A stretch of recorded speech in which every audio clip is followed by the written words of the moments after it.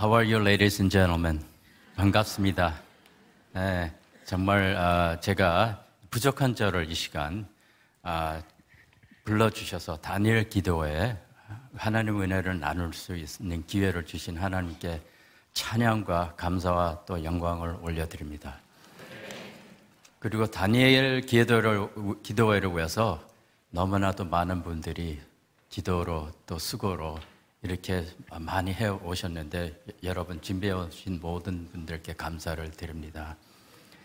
저는 미국 캘리포니아 LA 부근에 노르워크라는 도시에 살고 있으며 이 시간 세 번째로 가장 좋은 결정, 여러분 좀 궁금하지 않으세요? 그러면 첫째는 무엇이었고 둘째는 무엇인가? 여러분들이 정신을 똑바로 차리고 깨어 있으면서 나중에 그 해답을 알아볼 수 있겠습니다. 제가 이제 좀 입양인이다 보니까 영어가 더 편한데 한국말을 할 때는 어떤 때는 좀 막히는 부분이 있어요. 그래서 제가 여러분께 양해를 구하겠습니다. 네, 제가 틀린 말을 하거나 또 엉뚱한 얘기를 하면 이해해 주세요. 저는 이제 미국의 풀럴턴에 있는 은혜하는 교회라고 한기용 목사님께서 담임하시는 은혜하는 교회에서 섬기고 있고 한국 사람으로서 제 이름이 스티브 모리슨인데 어떻게 저 사람이 저런 이름을 갖게 되었을까 의문을 갖고 계신 분이 계신다면 제가 어렸을 때 14살 나이에 미국으로 입양을 갔습니다. 그래서 저는 해외 입양인입니다. 우선 제 간증을 시작하기 전에 여러분과 함께 제 가정과 사역을 소개하는 PPT 차트를 몇 장 보겠습니다. 네, 저한테 가족이 있어요. 아내가 있고 제가 웃는 이유가 따로 있습니다. 제 아내가 바로 저기 있습니다. 일어서요, 여보. 한번.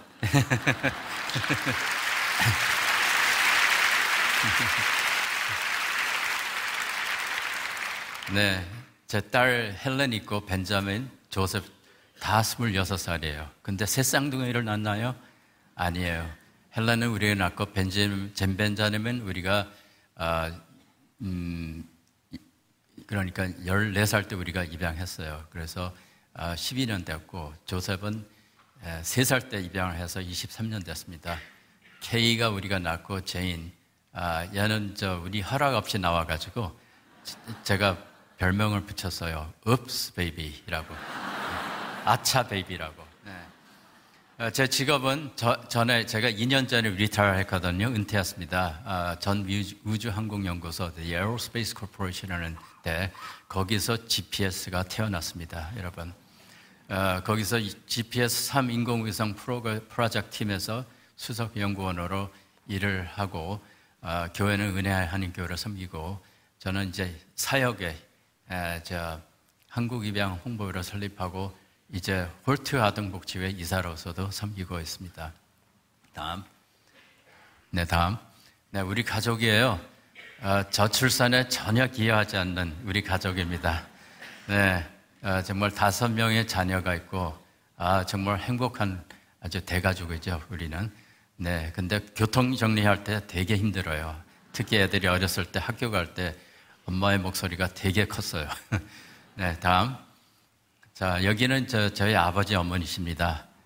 정말 제가 이제 아버지 어머니 얘기를 하면요. 너무나 가슴이 뿌듯하고, 정말 감동이 전율이 올라옵니다.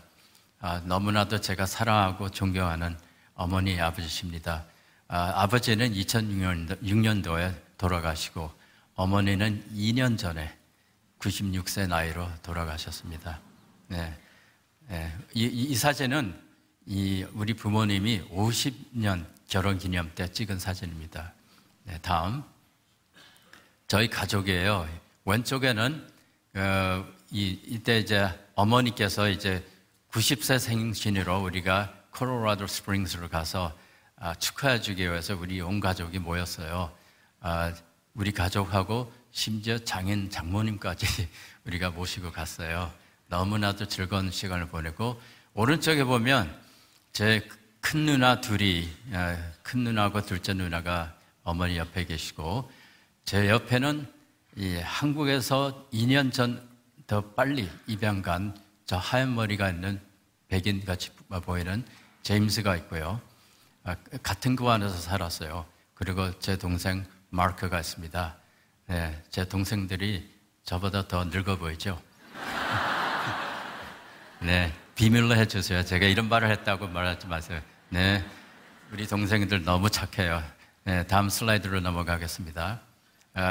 제가 20년을 에어로스페이스 코퍼레이션에서 미우주항공연구소에서 연구 개발을 하면서 이 인공위성을 만들어낸 그런 팀에 들어가서 정말 보람있게 인류에게 내비게이션 서비스를 기증한다는 그런 것이 정말로 저한테는 보람적인 직업이었습니다. 다음, 여기는 뭐 SBS 방송에서 다큐로 만들 때 나온 몇 가지 사진이고요. 다음에는 저희 사역을 좀 소개해드린다면 한국입양홍보회 MPAC이라고 MPAC Mission to Promote Adoption of Kids라고 99년도에 한국에서 설립되고 미국에서 설립되고 한국에 뿌리내게 되고요. 한국 국내 입양 활성화 운동에 우리가 그때부터 열심히 일해왔습니다. 그리고 미주 한인들도 입양 홍보 활동을 통해서 많이 입양하게 되었습니다. 한국의 부정적인 입양 인식을 아름다운 입양 문화로 만들어 나가기 위한 운동이고, 그렇게 해야지만 정말 수많은 아이들이 가정이 필요한데 그 아이들에 대한 대변인 역할을 여태껏 해왔습니다. 보육시설 아동들에게도 교육, 멘토, 과외 공부 사역을 시작했고 1대1로 이 아이들한테 다가가서 과외 공부를 시키는 그런 사역을 우리가 금년에 시작했습니다. 네, 다음.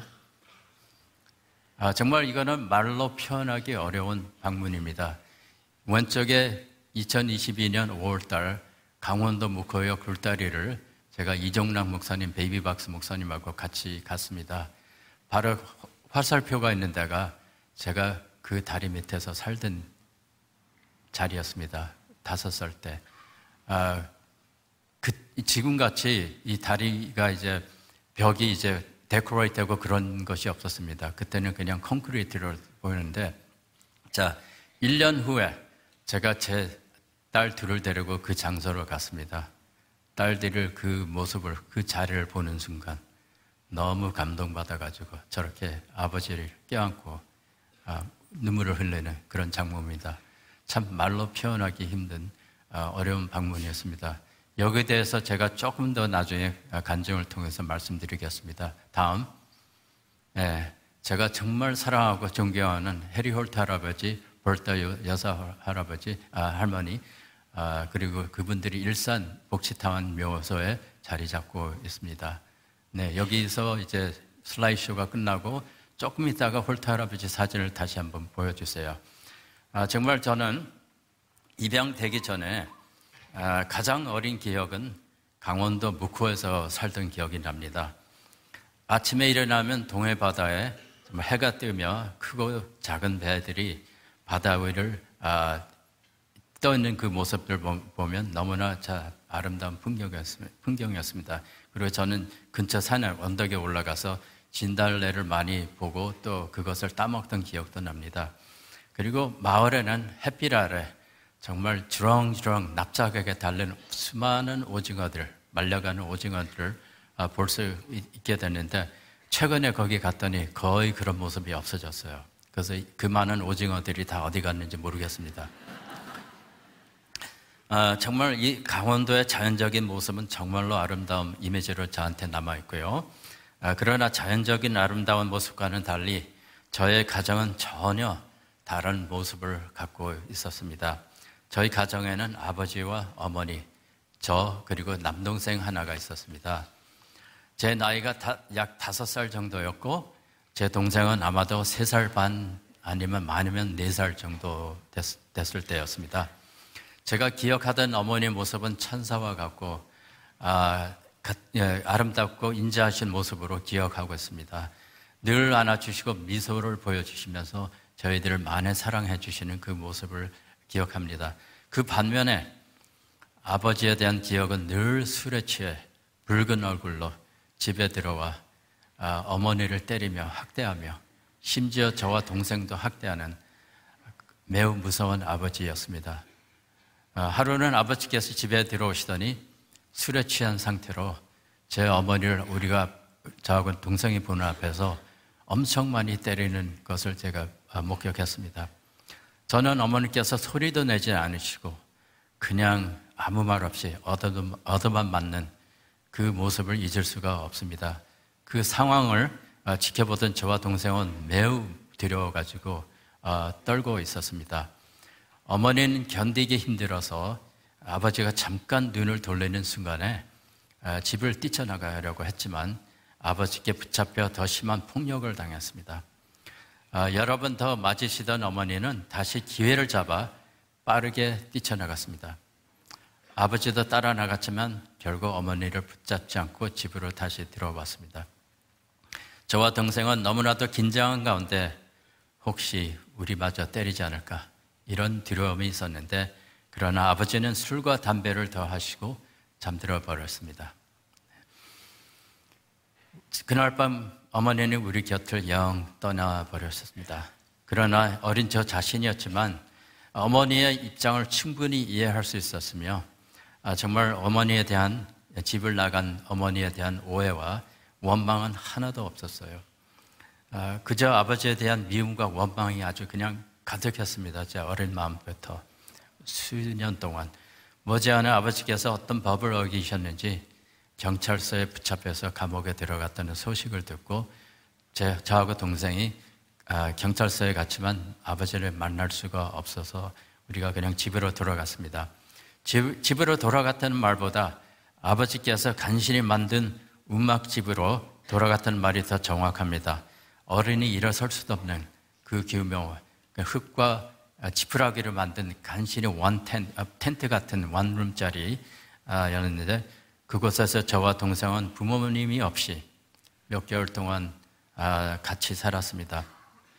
거리를 헤매며 먹을 것을 줍거나 쓰레기에 버려져 있는 먹거리를 조금씩 찾았고 거리를 다니면서 떨어진 동전을 주워서 빵과 과자 이런 것들을 사 먹던 기억이 납니다. 저희는 그때 당시 정말로 홈레스 children, 홈레스 아이들이었어요. 나이 5에 3살 반 동생까지 책임져야 하는 저 자신이었고 매일마다 음식을 어디서 구해야 하는지가 가장 큰 고민이었고 숙제였습니다. 네. 그렇지만 매일매일 무엇이라도 주워 먹을 수 있었고 또한 여러 착한 분들이 동정심으로 저희들에게 음식을 나눠준 적도 있습니다. 특히 강원도 묵호역 굴다리 밑에서 삶은 게를 파시는 한 아주머니가 계셨어요. 근데 그 아주머니가 우리가 지나갈 때마다 우리가 너무나도 배고프고 가난하고 해서 동정으로 착한 마음으로 그분이 우리한테 게를 몇 번씩 주던 기억이 납니다. 그래서 그런지 제가 정말 여러 음식 중에서 게를 제일 좋아합니다. 네. 하루는 그 아주머니께서 제 동생에게 새로운 옷을 입히시는 걸 보고 제가 의문이 생겼어요. 아주머니 왜? 그랬더니 본인이 직접 데려가서 키우시겠다고 새 옷을 사 입히시는 거예요. 그래서 저는 물어봤어요. 저는요, 왜 저는 안 데려가세요? 했더니 너는 그 한쪽 다리가 불편해서 못 데려간다. 그렇게 아주머니께서 말씀하셨어요. 저는 순간적으로 실망했지만 한편으로는 동생이 배가 고프지 않고 추위에 더 이상 떨지 않는 그런 삶을 살 수 있다는 사실을 반가워했습니다. 저를 떠나는 동생을 바라다보며 매우 부러웠고 정말 어린 제 마음에는 동생을 꼭 지켜야 하는 그 생각을 조차도 하지 못했던 그 모습이 훗날에 제가 성장하면서 많은 후회를 한 적이 있었습니다. 동생과 헤어지고 저는 어느 신사분을 통해서 강원도의 남강 A군이라는 고아원에 들어가게 되었고 그곳에 몇 개월 있다가 홀트 고아원으로 일산복지타운에 들어가게 됐습니다. 홀트 일산복지타운에서 제가 8년을 살았습니다. 그때 인상 깊게 만난 분이 바로 해리 홀트 할아버지셨습니다. 좀 나이 드신 분들은 이분이 어떤 분이신지 좀 기억하실 거예요. 홀트 할아버지는 가족과 함께 미국 오레건주에서 갑부로 사시다가 6.25 동란 후에 수많은 고아들의 어려움을 소식을 듣고 있는 재산을 팔아 한국에 나와서 고아원을 세워 입양을 통해 가정을 찾아주는 중요한 역할을 하신 분입니다. 제가 어린 시절 때 만난 해리 홀트 할아버지의 모습을 잊을 수가 없어요. 제가 자라면서 홀트 할아버지의 삶을 많이 생각하게 됐는데 정말 그분이야말로 정말 하나님의 사람이구나 것을 알게 되었고, 그분이 저와 수많은 고아들을 위해서 땀을 흘리시며 수고하시고 목숨이 끝날 때까지 희생하시는 모습을 잊을 수가 없습니다. 제가 어른이 되어 깨닫게 된 사실은 할아버지의 삶이 바로 참된 크리스찬 삶이었다는 것을 깨닫게 되었습니다. 6.25 전쟁이 끝난 후 할아버지께서는 8명의 고아들을 입양하기 위해 한국으로 들어오고 계실 때 도쿄 한 호텔에서 잠을 설치며 고민에 빠지게 되었습니다. 선한 마음으로 시작한 할아버지의 그 행동에 갑자기 두려움과 의심이 닥쳐왔습니다. 그는 생각하기를 도대체 내가 무슨 짓을 하는지 그런 생각을 하게 됐습니다.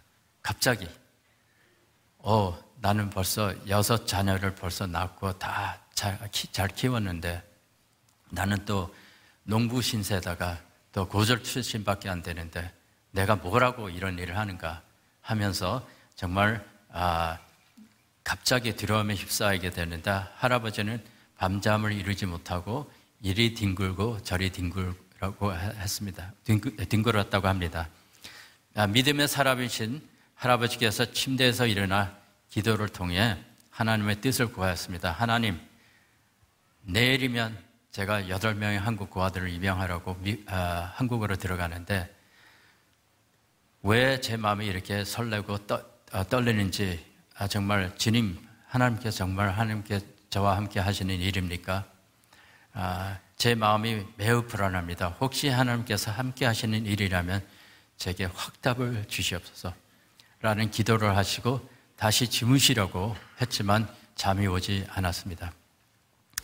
고민과 걱정에 쌓인 할아버지는 혹시 성경 말씀을 통해 하나님의 뜻을 알 수 없을까 하면서 어두운 호텔방에서 성경을 잡고 불을 켰습니다. 그런데 참 신기하게도 그 불을 켜는 순간 성경 말씀을 잡았는데 그 엄지손가락이 어디를 포인트하고 있었냐면 이사야 43장 5절 말씀이었습니다. 할아버지는 그 성경 구절을 보신 할아버지는 매우 큰 충격을 받았고 그는 나중에 얘기하는데 더 한 번에 심장마비로 쓰러질 뻔했다고 하셨습니다. 자신이 하고자 하는 일에 정말로 하나님께서 함께 하시는가 이런 질문으로 하나님께 기도를 했을 때 5절 말씀에 이렇게 써 있습니다.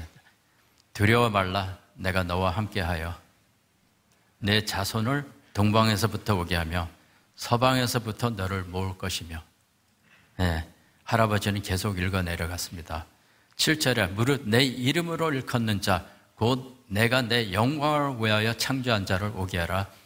그들을 내가 지었고 만들었느니라. 아멘.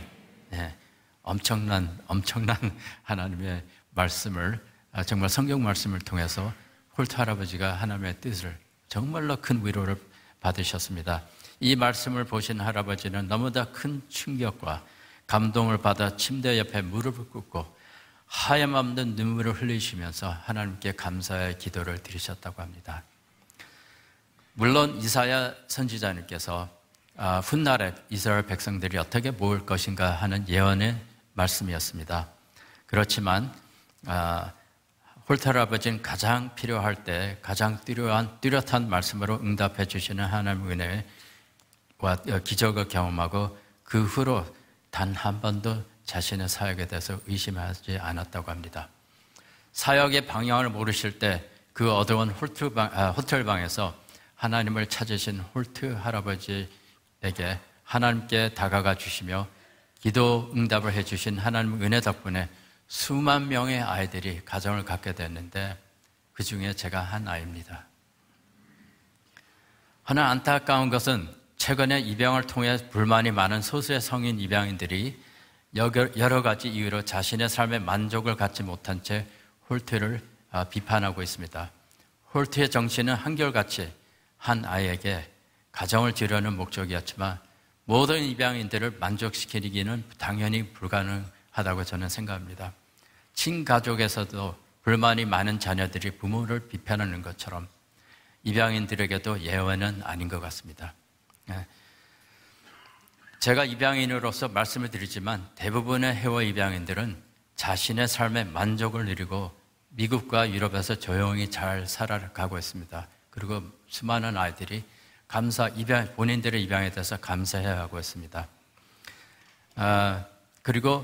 그렇지만 소수의 입양인들이 삶의 불만족을 느끼며 목소리를 내고 있고 여론에는 그들의 목소리가 모든 입양인들을 대표하는 것처럼 해서 정말 해외 입양에 대한 안 좋은 편견을 수년 동안 심어왔습니다.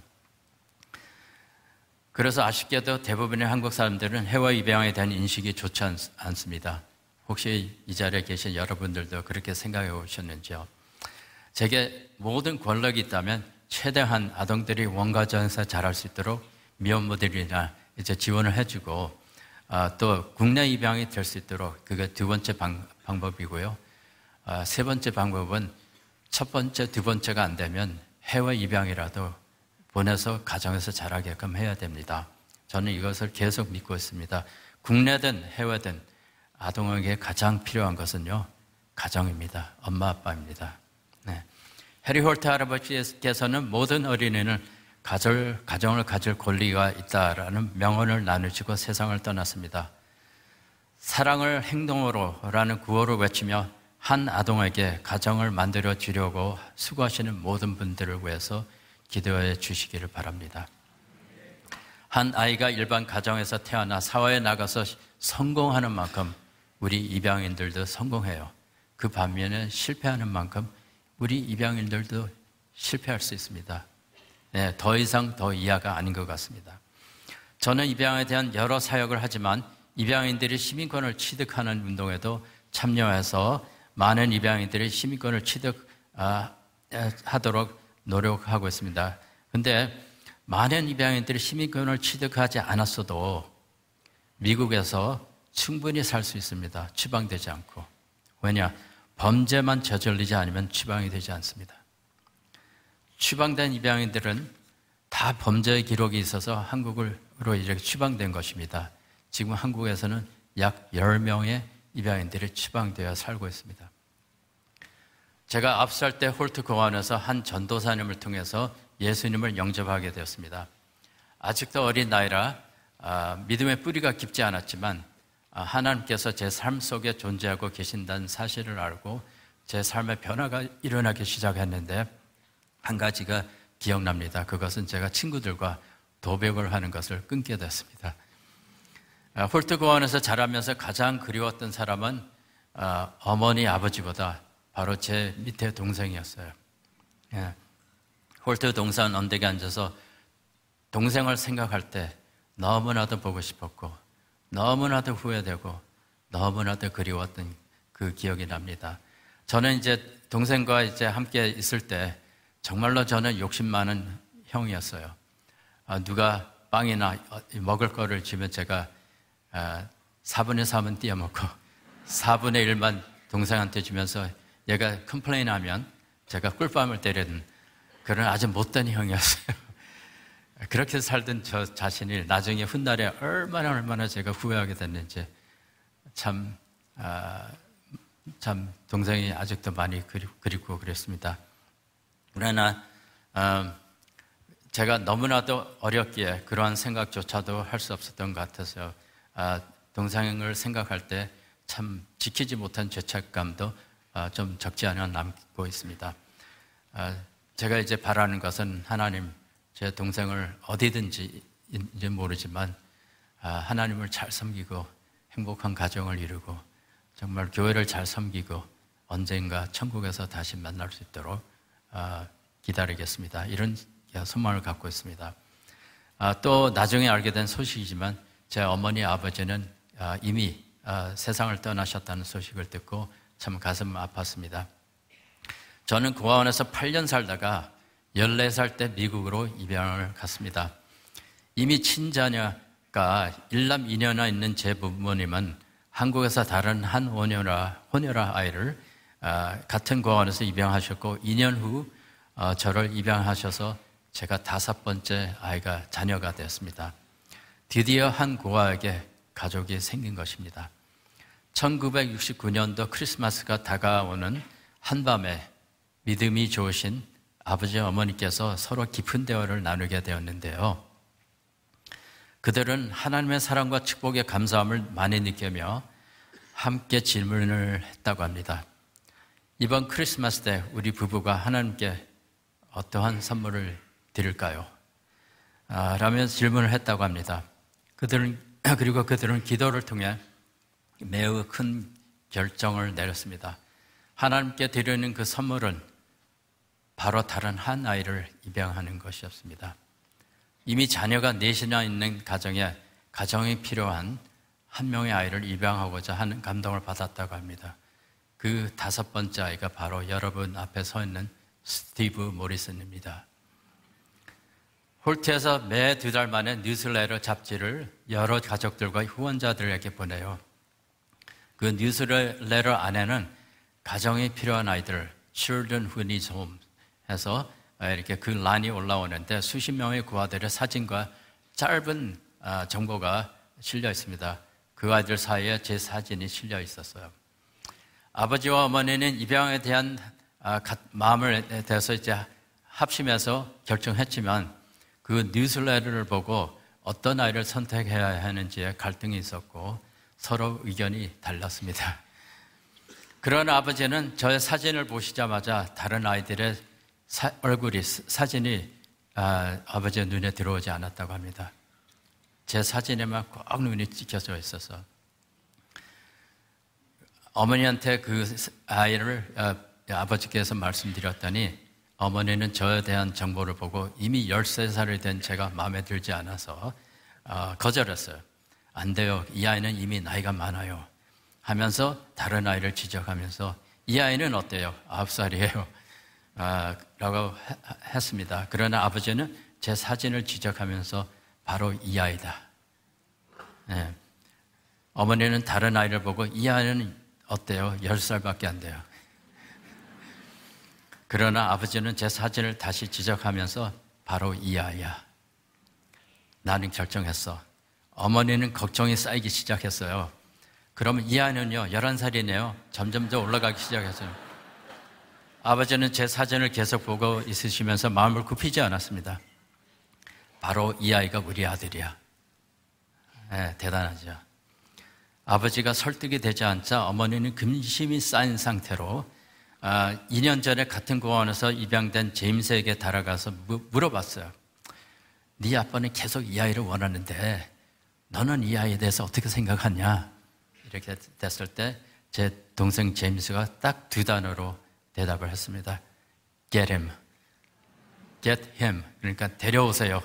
이런 뜻인데 정말 저는 감사하게도 같은 고아원에서 살았던 제임스는 저를 계속 기억하고 있었습니다.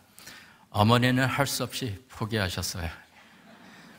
제가 미국에 도착할 때는 14살이 되었습니다. 놀라운 사실은 아버지는 어머니에게 늘 양보하는 아주 신사적인 남편인데 이상하게 의외로 그날 저녁 때 저를 놓고 확고하게 양보하지 않으셨습니다.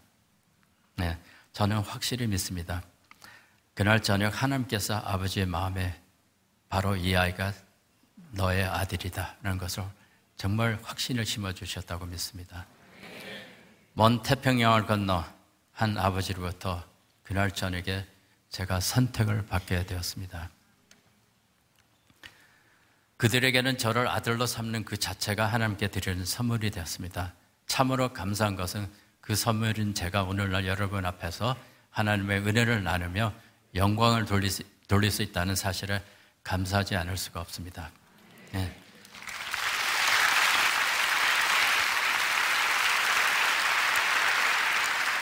저희 부모님은 오늘의 저를 생각하시며 정말 오늘의 제가 되기를 꿈도 꾸지 못했습니다. 아버지께서 특히 저한테 그런 말씀을 해주셨어요. 너가 이렇게 되리라 전혀 꿈도 못 꿨다. 왜냐하면 제가 커가면서 가정에 불의를 일으킬지, 또한 그들에게 상처와 낙심을 가져다 줄지, 그런 것도 계산하지 않으시고 정말 단순하고 순수한 마음으로 한 아이에게 가정을 주며 부모가 되어주는 그 사랑을 제게 주셨고, 그렇게 했을 때 결국 하나님께 선물을 드리는 사실이 되었습니다. 이제 가을이 지나가고 곧 있으면 크리스마스, 또 땡스기빙 추수감사절 크리스마스가 다가옵니다. 저는 여러분에게 물어보고 싶습니다. 여러분이 이번 크리스마스 때 하나님께 어떤 선물을 드리시기를 원하십니까? 여러분께서 가지고 계시는 탤런트와 은사를 통해서 하나님께 최고의 선물을 드리시는 크리스마스가 되기를 바랍니다. 결코 제 부모님 같이 여러분도 입양을 통해서 하나님께 선물을 드리라는 말은 아니에요. 안심하셔도 돼요. 입양은 해야 할 사람이 있고요, 하지 말아야 할 사람이 있습니다. 입양은 또 하나님께서 주시는 은사라고 저는 봅니다. 결코 제 부모님 제가 이제 미국에 70년도 5월 28일 날 처음 들어갔을 때를 기억합니다. 샌프란시스코 공항에 도착했을 때 공항에서 제 옷을 갈아입혀야 하는 그 규칙이 있었어요. 저는 한국을 떠나면서 새 옷, brand new clothing, 그렇게 새 구두, 누가 선물을 줘서 제가 그걸 신고 아주 깨끗이 옷을 입고 미국으로 갔는데, 그 공항에서 어떤 법이 있는지 모르지만 제가 입고 있던 옷과 신발을 모두 포기했어야 돼요. 그래서 작은 패키지로 모리슨 가정에서 공항으로 도착했는데 보내온 운동화와 청바지와 속옷을 갈아입게 되었습니다. 작은 패키지로 모리슨 가정에서 보내온 옷을 또 신발을 갈아입게 되었는데 정말 황당한 일을 겪었습니다. 자, 모리슨 가정에서 보내준 청바지는 구멍이 여기저기 뚫려 있었어요. 여러분, 70년도예요. 그때는 구멍난 청바지가 스타일이 아니었어요. 지금같이 전혀 아니었어요. 네. 그리고 또 이 운동화를 제가 신게 됐는데 그 운동화도 아주 낡아빠진 운동화고 구멍이 여기저기 뚫려 있었어요. 와우. 그래서 저는 할 수 없이 구멍난 옷과 신발을 신으며 새로 입고 온 옷과 구두를 포기해야 하는 그 생각에 매우 안타깝고 속상했습니다. 아마도 그때 당시 이와 및 기타 질병이 미국으로 유입되는 것을 방치하기 위해서 사전 조치였을 거라고 저는 봅니다. 물론 지금은 그런 규칙이 없어진 지 오래됐지만, 저는 그 유명하고 아름다운 샌프란시스코가 제가 살게 되는 도시인 줄 알고 너무나 좋았는데, 마중 나오신 저희 아버지는 유타주에 있는 솔트레이크시티라고 하는 도시에 우리 식구가 살고 있다고 하시면서 저를 데리고 비행기를 갈아타고 유타주로 갔습니다. 솔트레이크시티에 도착해 주차장에 있는 아버지 차로 가게 됐는데, 여러 색깔과 모형들의 차들이 따뜻한 태양 아래 반짝이면서 서 있는데, 아버지께서 제일 낡은 차로 가시더니 문을 열고 타라고 하셨습니다. 타기 전에 겉모형을 보니 차 옆쪽에 녹이 쓸어 있었어요. 그때 이제 이 솔트레이크시티는 아주 눈이 많이 내리는 곳이라 소금을 많이 뿌리잖아요. 그 소금으로 인해서 옆에 차가 아주 수많은 차들이 녹을 많이 달고 다녔던 기억이 납니다. 그래서 저는 또 타고 나서 안에 보니까 안에는 의자와 지붕에서 여러 군데가 뜯어져 있는 모습을 보게 되었고, 70년도였는데 56년도 쉐비 시보레 차를 몰고 다니셨습니다. 미국으로 가면 모든 것이 새 것이 될 것이라는 마음을 들어갔는데, 샌프란시스코 공항에서 만난 구멍난 옷을 입으며 구멍난 신발을 신고 그리고 솔트레이크시티 공항에서 매우 낡은 차를 타며 되었을 때 그때 제가 미국으로 제대로 들어간 건지 의심이 시작됐습니다. 아버지는 정부 기관을 위해서 연구하시는 생물학자였습니다. 그래서 전혀 가난한 분이 아니었거든요. 먼 훗날에 깨닫긴 사실이지만 아버지가 돈이 없어서 그렇게 사는 것이 아니라 매우 검소하신 분이라는 것을 알게 되었고 이것이 바로 제가 처음 보게 된 아버지의 인품이었습니다. 차를 타고 집에 도착했을 때 가족 모두가 나와서 저를 환영해 줬어요. 홀트 고원을 떠나 2년 만에 반갑게 만난 동생 제임스도 저하고는 혈연 관계가 전혀 없는 혼혈아 아이예요. 저를 따뜻하게 반겨주었습니다. 어머니께서 저를 데리고 부엌을 지나가게 되는데 부엌을 지나가면서 제가 선반에 카운터에 이상하게 생긴 음식물을 보게 되었는데요. 그것을 유심히 쳐다보고 있으니까 어머니께서 본인이 직접 만드신 김치라고 하셨어요. 그런데 그 김치가 굉장히 이상해 보였어요. 빨갛게 생긴 색은 하나도 없고 그냥 하얀색으로 양배추가 잔뜩 들어가 있는 모습을 보니 전혀 김치가 아니올시다라고 제가 결론을 내렸습니다. 분명히 백인이신 어머니께서는 몇 개월 전 샌프란시스코를 들리게 되었는데 거기서 한국 음식점을 처음 찾아서 한번 들어가서 김치를 맛보셨다고 합니다. 그 기억으로 저를 편안하게 만들어 주신다고 그 김치를 만드신 거예요. 제가 피곤한 상태였기 때문에 한잠을 자고 일어났습니다. 어머니께서 저를 식탁으로 인도해 주시면서 볶음밥을 먹고 또 김치를 맛보라고 하셨습니다. 볶음밥은 우리가 흔히 하는 중화 요리에 정말 맛있고 고소한 그런 볶음밥이 아니라 스페니쉬 라이스라는 매우 맛이 어색한 그런 라이스를 밥을 먹게 되었는데요. 정말 맛이 없었어요, 그때. 그리고 김치병을 뚜껑을 열었을 때 제 코에 진하게 찔리는 그 이상한 향기 매우 이상하고 전혀 정말 상상을 초월하는 그 이상한 식초 냄새가 제 코를 찔렀는데요. 나중에 알게 된 그 고약한 냄새의 식초는 여러분들이 사라다 바에 가면 사이더 비니거 있죠. 사이더 비니거. 그걸 한국말로 어떻게 표현을 하나요? 그냥 사이더 비니거입니다. 그 식초였어요. 냄새가 정말로 고약해요. 생전 처음으로 김치를 한번 맛보시고 만드신 그 김치의 맛은 과연 어땠을까요? 배추를 사용해야 하는데 그것을 모르시고 양배추를 또한 소금에 절여야 하는 것도 모르시고 그냥 썰어서 넣고요. 마늘을 넣어야 하는 것도 모르시고 양파를 잔뜩 썰어서 넣습니다. 그리고 김치가 쉬었다는 그 기억으로 그 식초, 이상한 식초 그거를 잔뜩 뿌렸다는 것입니다. 근데 김치가 또한 스파이시하고 매웠다는 그 기억으로 고춧가루를 넣어야 되는 것을 모르시고 후춧가루를 잔뜩 뿌려서 만든 김치예요. 네. 과연 어떤 맛이었을까요? 네. 제가 오늘 여러분께 레시피를 알려드렸으니까 한번 집에 가셔서 만들어 보세요. 네. 저희 어머니의 이것을 보면 저희 어머니의 성격을 조금이라도 짐작이 가시죠. 어떤 분이시라는 거. 굉장히 모험적인 분이셨어요. 미국의 개척 정신이 여기서 나오는지.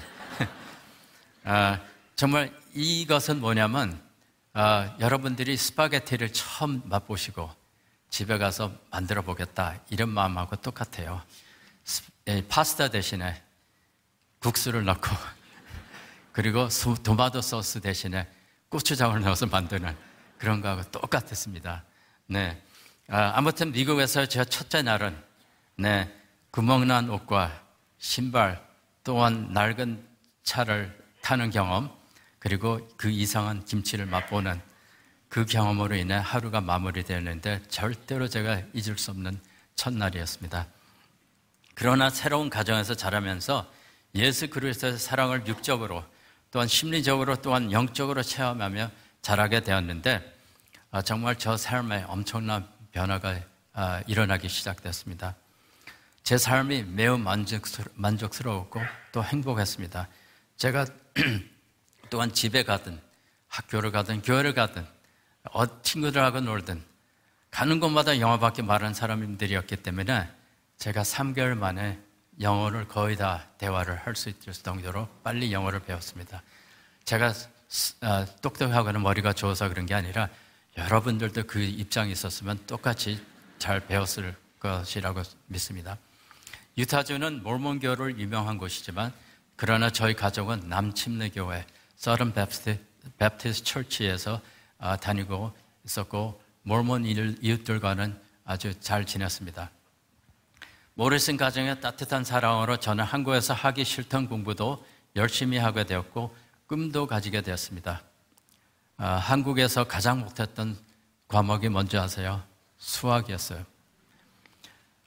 정말 그때 당시에는 정말 수학을 머리에 들어오지도 않고 아마 기초가 없이 그냥 배워서 학년으로 올라가서 그런 것 같아요.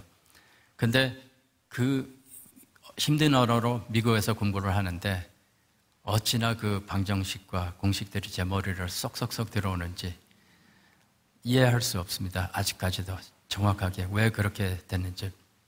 아마도 부모님의 사랑이 많아서 그런지 또 가정에 대한 안정감, 저에 대한 안정감을 가져서 뭔가 막혔던 것이 뚫렸는지 I don't know. 그렇지만 정말 수학이 그때부터 제일 재미있는 과목이 되었고 제일 잘하는 과목이 되었습니다. 정말 한 아이에게 가정이 생길 때 변화를 주는 것이 이렇게도 좋고 소중한 것인지 몰랐습니다. 이 말이 너무나 중요하기 때문에 제가 한 번 더 반복하겠습니다. 한 아이에게 가정이 생길 때 변화를 주는 것이 이렇게도 좋고 소중한 것인지 몰랐습니다. 저는 미국으로 갈 때 몇 가지 물건들을 가지고 갔어요. 가방을 들고. 제가 중학교 2학년 때 쓰던 일기책이 있었어요. 그걸 챙기고 어느 누님께서 꼭 읽으시라고 주신 성경책을 제가 넣었습니다. 고무신 뒷짝, 윷놀이 한 세트, 그리고 친구들과 가장 즐겨 놀던 화투 한 덱을 챙겨서 가져갔습니다. 화투 잘 쳤어요. 그때 중학교 2학년이지만 저는 매일 밤마다 미국 가서 성경 한 장을 읽고 또 일기를 쓰고 잠자리에 들어갔습니다. 그리고 5남매가 가졌던, 우리 5남매잖아요. 5남매가 가졌던 매우 소중한 추억이 있었는데 저희 5은 거실에 앉아가지고 여러 보드 게임을 많이 했어요. 그 중에 이제 가장 기억에 남는 게임 중에 하나는 모노폴리. 모노폴리 아세요, 여러분? 한국에도 나와 있다는 것으로 알고 있어요. 모노폴리를 처음에 배우는 이 게임을 통해서 4명의 남매 부동산을 싹쓸이한 적이 기억납니다. 또 여러 보드 게임을 재밌게 하면서 하루는 제게 아주 이상한 아이디어가 생겼어요. 얘네들한테 화투를 가르치면 어떨까?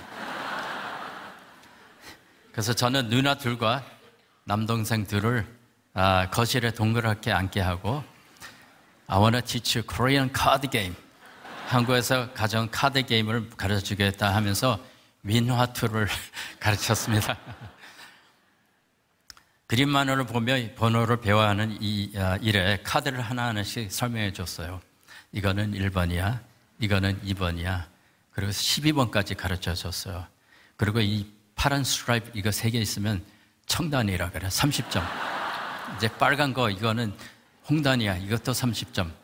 또 한문으로 되어 있는 이 광이라는 거는 이거 20점. 이거는 조심해. 이거는 똥이야, 똥. 이렇게 해서 정말 2시간 동안 가르쳐 주었더니 남매들이 너무나 잘 배워요. 그리고 저희는 시간 가는 줄 모르고 화투를 많이 쳤습니다. 저는 학교에 다니면서 저녁 식사 후 주로 공부에 열중했어요. 제가 방에서 공부를 하고 있는데 둘째 누나가 와서 노크를 해요. 스티브야, 우리 화투 치자. 그럼 제가 책을 덮고 또 나가서 몇 시간 동안 화투를 치던 기억이 납니다. 정말 거실에 앉아서 미나투를 너무나 잘 배우며 즐겁게 이제 노는 것을 보고 저한테 또 엉뚱한 생각이 하나 들었는데 그게 뭐냐면 나이롱 뽕을 가르쳐 줄까? 근데 그 단계까지는 안 갔어요. 네. 아무튼 그런 추억이 저한테 있습니다. 근데 여러분 한번 생각해 보세요. 백인 4명과 동양의 하나가 동그랗게 앉아서 화투를 친다는 모습, 여러분 어디서 그 모습을 보셨습니까? 없지요. 네. 특히 제 아버지는 저에게 너무나도 큰 롤 모델이 되셨습니다. 제게 이론적으로 가르쳐 주시는 것보다 행동으로 모든 것을 보여주셨습니다. 제가 알고 있는 아버지에 대한 이상은 바로 제 아버지로부터 배우게 됐습니다. 우선은 교회를 통해 신앙생활을 열심히 하셨고 하나님께서 기뻐하시는 삶을 말씀의 설교가 아닌 행동의 설교를 보여주시며 살아가셨습니다. 저희 자녀들 앞에서 어머니를 매우 사랑하시는 모습을 매일 보여주셨으며 저희 오남매를 동등하게 사랑해 주셨습니다. 예를 들면 아침에 직장으로 출근하기 전에 집을 나가면서 아버지가 어머니를 꼭 껴안아 주시고 뽀뽀해줘요. 오늘 하루 잘 지내라고. 그리고 퇴근길에 집에 들어오시면 어머니를 먼저 찾으시고 또 꼭 껴안아 주시면서 뽀뽀해 주셔요. How was your day? 오늘 하루 잘 지내냐고. 정말 아버지는 정말 사랑이 많으시고 정말 천사 같은 아버지셨습니다. 그런데 제가 어렸을 때 경험했던 원가정의 아버지와는 너무나도 다른 아버지셨습니다. 제가 입양아라는 거 해서 입양아이기 때문에 차별하거나 다르게 행하지도 않았습니다. 오히려 저희 친구들이 학교에서 우리 가정에 놀러 오면 나중에 저한테 와서 속삭여요. 네 엄마 아빠가 너를 제일 좋아하는 것 같다. 이렇게 그 정도였습니다. 네, 제가 본 아버지의 성실한 삶은 제게 새로운 세상을 보여주는 삶이었습니다. 너무나도 솔직하셨고 조금도 남을 이용하거나 세금을 떼먹지 않았어요. 굉장히 양심적으로 사신 분이에요. 네. 그리고 매우 겸손하고 검소하셨습니다. 특히 아버지께서 우리 자녀들 앞에서 어머니를 다정하게 해주시는 모습은 처음에는 어색했지만 날이 갈수록 그것들이 제 가슴에 너무나도 와닿았고 저에게는 그동안 없었던 아버지에 대한 이상을 올바르게 잡아주는 큰 롤모델이 되셨습니다. 제가 그때 나이 한 15살이 됐는데 저한테 꿈이 생겼습니다. 큰 꿈이었죠. 나도 이 다음에 커서 꼭 아버지 같은 사람이 되야겠다. 그리고 엄마 같은 아름다운 아내를 만나 결혼해 자녀들 낳고 또 입양도 해야겠다. 그런 결심을 한 결과 오래오래 전에 그 꿈들이 모두 이루어졌습니다. 하나님의 은혜입니다.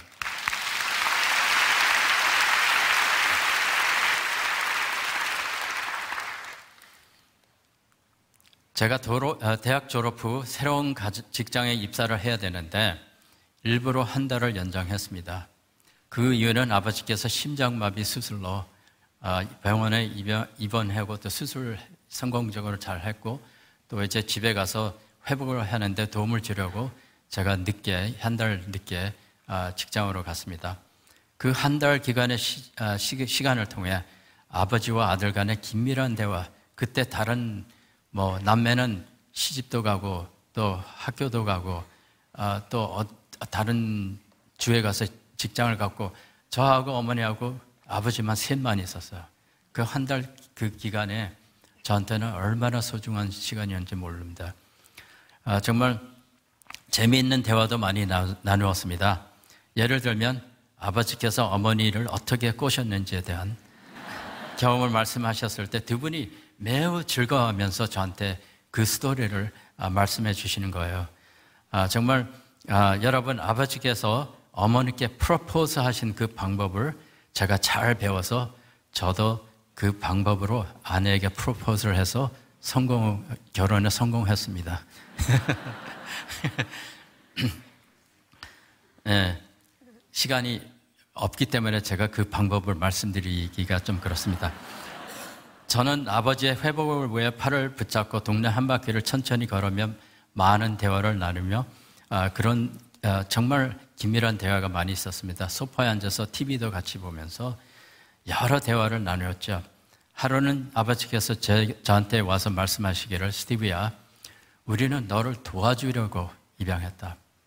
너에게 부모가 없고 가정이 없었기에 그냥 도와주려는 마음으로 입양했는데 이렇게 긴 세월을 함께 살다 보니 오히려 우리가 너를 통해 훨씬 더 많은 축복을 받았구나. 고맙다 하더라. 네, 우리 아버지 대단하죠. 네. 너무나 그 말씀을 드렸을 때 제가 무척이나 감동을 받았습니다. 그 후 얼마 있다가 저를 다시 부르시더니 제가 이제 LA 쪽으로 나가서 이제 일을 하기 전인데 저한테 평생 잊지 못할 말씀을 해 주셨습니다. 아까 제 간증한 제목이 무엇이었죠? 세 번째로 가장 좋은 결정. 여기에 해답이 납니다. 저를 부르시더니 스티브야, 나는 오랜 인생을 살면서 정말로 중요한 몇 가지의 결정을 잘 내린 것들이 있다. 그 중에 제일 좋은 결정은 하나님을 만나는 것이었다. 아멘. 네. 두 번째로는 너 엄마와 결혼하는 것이었고, 그리고 세 번째로 제일 좋은 결정은 너를 우리 아들로 삼은 것이었다. 네. 대단한 아버지죠. 네.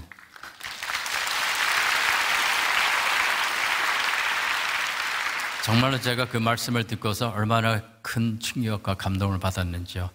그날 아버지에 대한 사랑과 존경이 하늘로 올라가는 듯 했습니다. 저희 아버지는 오남매를 동등하게 사랑해 주셨어요. 근데 그 말씀을 통해서 저를 얼마나 사랑해 주시는지 알 수 있었습니다. 또 하나는 아버지의 그 말씀을 통해서 아버지의 삶의 순서를 알게 되었습니다. 아버지의 삶의 순서가 제 삶의 순서가 된 것이죠. 하나님을 우선으로 하고 제 아내를 사랑하고 자녀들을 사랑하는 삶의 순서, 이것을 제가 지키면서 아버지의 흉내를 조금이라도 내는 듯합니다. 이론적으로 보이는 사랑이 아닌 삶 자체를 통해 보여주신 아버지의 사랑으로 제가 하나님께 더욱 감사하는 마음을 갖게 된 것입니다. 저는 가정의 따뜻한 사랑을 받으며 늘 아까 제가 수학을 한국에서 못하다가 미국 가서 잘 하게 됐죠. 자연스럽게 제가 이제 공대로 가게 됐는데, 우주공학에 늘 관심을 가진 사람으로서 제가 퍼듀 대학으로 들어가게 됐습니다. 거기서 우주항공과를 공부하고 졸업 후 인공위성 사업에 들어가 연구원으로 일을 오랫동안 하게 되었습니다.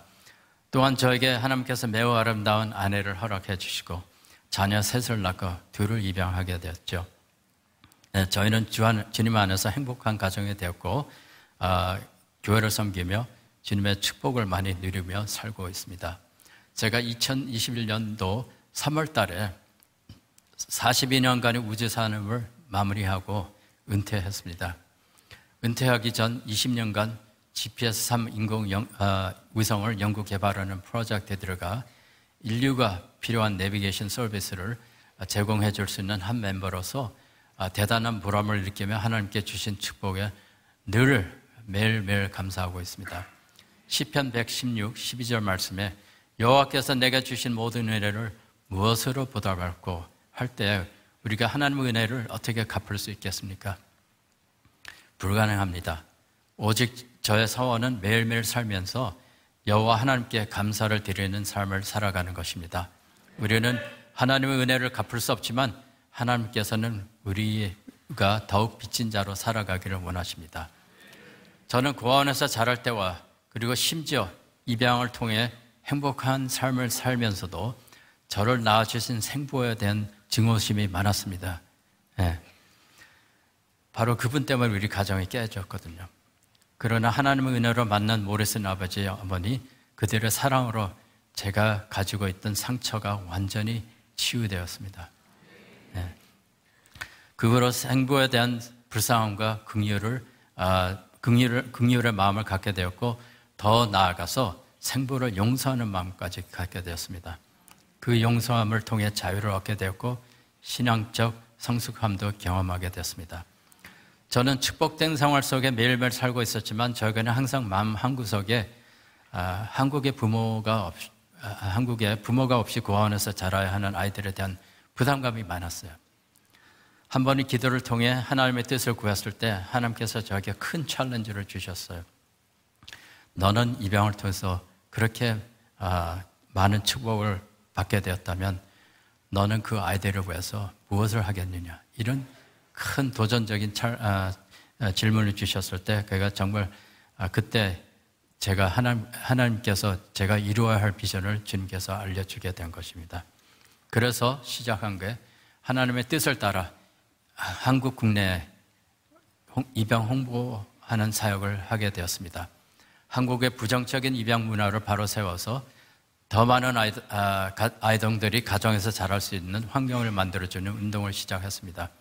비밀 입양 대신 공개 입양을 주장하면서 입양에 대한 사실을 숨기지 말고 떳떳하게 유세에 알리며 다른 가족들도 입양을 통해서 정말 수많은 아이들이 가정에서 자랄 수 있도록 하는 그 무브먼트를 24년 전에 시작했고요. 아직도 되어가고 있습니다. 심지어 미국에 있는 한인 가정들도 많이 한국에서 입양을 하게 되었고, 지금 한국에는 28개 지역이 생기고요. 또 미국에서도 6개 지부가 생겼습니다.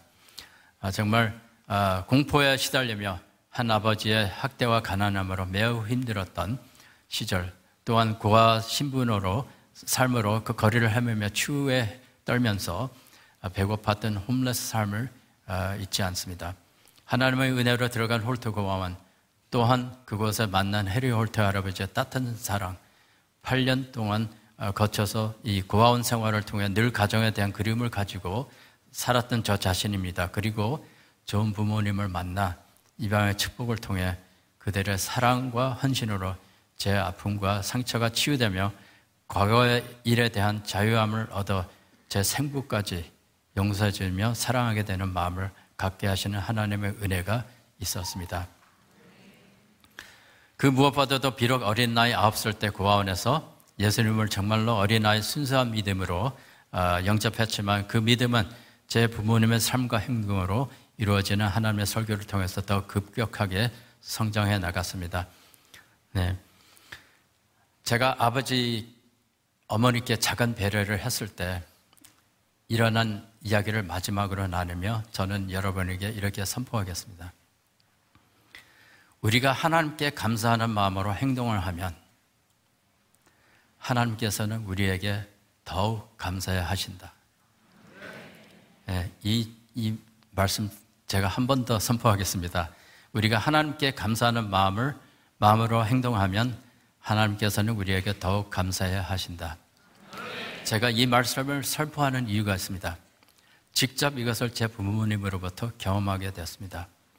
저는 대학을 졸업하고 사회에 나가서 열심히 일을 하면서 행복한 삶을 살아갔고, 또 교회도 섬기고 여러 활동도 했지만, 그런 가운데 제 아버지가 저를 위해서 대학교 학비를 대주시려고 은행에서 대출을 받아 학비를 냈다는 사실을 그때 알게 되었습니다. 저는 모르고 공부를 했어요. 제가 이제 너무 큰 충격을 받았고, 한편으로는 너무 감사했고, 또 한편으로는 너무 미안했습니다. 그런 아버지께서는 저에게 은행 대출에 대해서 아무 말도 안 하시면서 그저 저에게 이렇게 말씀하셨습니다. 너는 학생이야. 돈 걱정하지 마라. 공부만 열심히 해. 아르바이트도 생각하지 말아라. 공부에 열중해.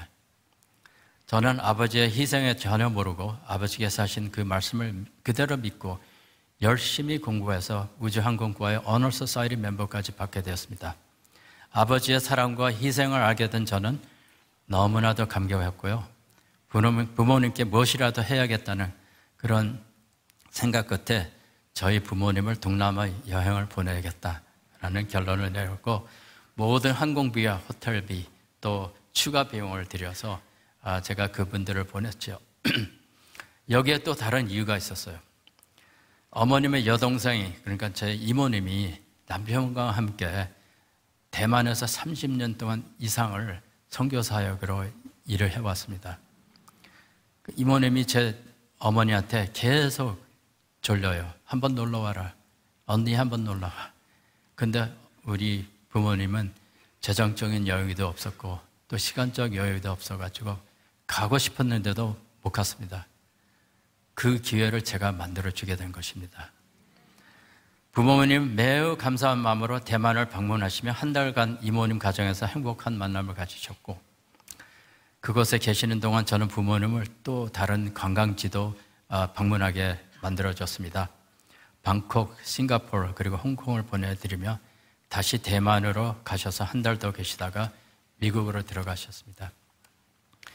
여행을 다녀오신 부모님이 저에게 얼마나 많은 감사를 표하는지요. 만나는 사람들마다 바로 이 아들이 우리를 동남아 구경시켜줬어. 너무나 자랑하는 거야. 너무나 감사하는 거야. 제가 감사하다는 말씀하신 부모님의 말씀을 여러 번 들었을 때 저는 새로운 깨달음을 경험했습니다.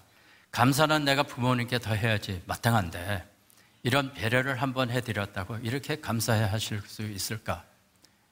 그때 제 마음에 바로 이것이 하나님의 마음이 아닐까 라는 생각을 하게 되었습니다. 우리가 하나님의 사랑과 은혜에 감사해서 하나님께 감사의 선물이나 행동을 통해 드렸을 때 하나님께서는 우리의 행위에 더 감사하는 분이 아니실까 생각합니다. 정말 우리는 감사하는 생각, 우리가 마땅히 감사하는 생각을 마음을 더 가져야 하는데 우리를 죄로부터 구원해 주시며 정말 천국 소망을 주신 하나님께 감사한 마음으로 저희가 선한 일을 좀 했다고 우리에게 더욱 감사하시는 하나님이 아닐까 저는 이렇게 생각합니다. 성도 여러분, 곧 있으면 추석 감자절과 또 곧 있으면 크리스마스도 다가오고 있습니다. 여러분께서 정말로 하나님의 은혜에 감사함을 느끼신다면 그 감사함을 행동으로 옮기세요. 교회를 위해서든 가족을 위해서든 선교사님과 목사님을 위해서든 가난한 사람을 위해서든 필요한 곳에 보육원을 좀 찾아가세요. 그 아이들을 방문해 주시고 그 아이들을 보살펴 주세요. 또 입양기관에서 일하는 모든 직원들을 위해서 기도해 주시고 정말 여러분 그렇게 이제 하시면서 하나님께서는 여러분께 더욱 감사하실 것을 믿으시기를 바랍니다. 우리가 하나님께 감사하는 행동을 하면 하나님께서는 우리에게 더욱 감사하신다. 이 말을 꼭 기억하시기를 바라면서 정말 감사의 생활을 열심히 하시기를 바랍니다. 제 부모님께서 제게 가지셨던 마음처럼 하나님께서도 여러분의 감사의 행동에 감동을 받으시고 더 감사해 하실 것이라고 믿습니다. 시편 116, 12절 말씀을 다시 생각해 봅니다. 여호와께서 내게 주신 모든 일을 내가 무엇으로 보답할꼬? 내가 구원의 잔을 들고 여호와의 이름을 부리며 여호와의 모든 백성 앞에서 나의 서원을 여호와께 갚으리로다. 아멘. 여러분 이 말씀을 기억하시면서 감사할 이유를 찾으세요. 저희 부모님께서 크리스마스가 다가오는 그날 밤에 이번 크리스마스 때 하나님께 어떤 선물을 드릴까 한 것처럼 여러분의 삶 속에서 최고의 선물을 하나님께 드리는 저와 여러분이 되시기를 기도하며 제 간증을 마치겠습니다. 모든 영광을 하나님께 드립니다. 잠깐 기도하겠습니다. 사랑의 하나님, 부족한 저를 이 자리에 불러주시고 정말 주님의 말씀을 나누면서 주님의 은혜를 나누면서 더욱 감사하는 저희들이 되었습니다. 하나님 아버지, 정말 우리가 정말 주님께 무엇을 할 수 있을까요? 주님의 은혜를 어떻게 보답할까요? 보답할 수 없습니다. 그렇지만 더욱 빚진 자로 살아가는 저희들 되게 하여 주시옵고 우리 삶 속에서 더욱 감사하는 것들을 생각하며 더욱 감사하며 그 감사함으로써 행동으로 예수를 돕고 교회를 더 섬기는 저희들 모두가 되게 하여 주시며 예수님 이름으로 기도합니다. 아멘.